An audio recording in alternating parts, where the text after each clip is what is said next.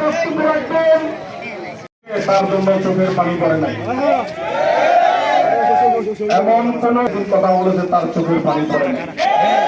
এবং ভোটার হিসেবে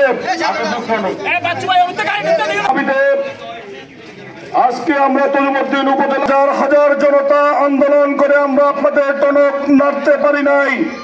হুঁশিয়ারি করে দিতে বলে চাই, আমরা আপনাদের আর কোনো আশ্বাসে বিশ্বাস করে দিতে চাই।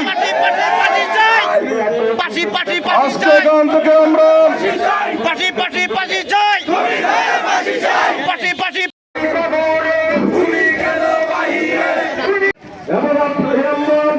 আমরা আপনার কাছে আরেকটি আর্জি পেশ করার এই বিচারকে ব্যাহত করতে চাচ্ছে। আপনি তাদের কবরে হেদায়েতের নূর জ্বালিয়ে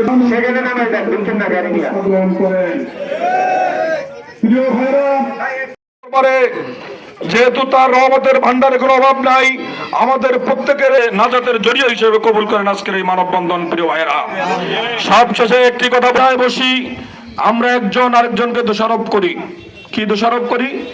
যে এই হত্যাকাণ্ড হন না কেন, যদি কবির হত্যার বিচার না হয়, আমরা যে আপনারা যদি প্রত্যেক যারা নেতা রয়েছেন, আপনাদের প্রতি আমাদের আহ্বান, আপনারা আমাদের সাথে এক সপ্তাহ পরে রাস্তায় এসে প্রমাণ করুন। সপ্তাহের মধ্যে আমরা এই বিচারের অগ্রগতি না হলে আমরা নতুন করে আগামী এক সপ্তাহের মধ্যে কবির হত্যার বিচারের যদি কোনো অগ্রগতি আমরা না পাই, তাহলে আগামী দিনে কি পরিস্থিতি হবে আমরা জানি না। তবে এটুকু আশ্বস্ত করতে চাই, আমরা যারা এই শম্ভুপুরের মানুষ হয়েছি, আমরা কোনো বেআইনি কাজ করতে চাই না। তবে বিচারের দাবিতে আমরা এই রাস্তায় দাঁড়িয়ে বলছি, রাস্তা একটি গাড়ি আমরা চলতে দেব না।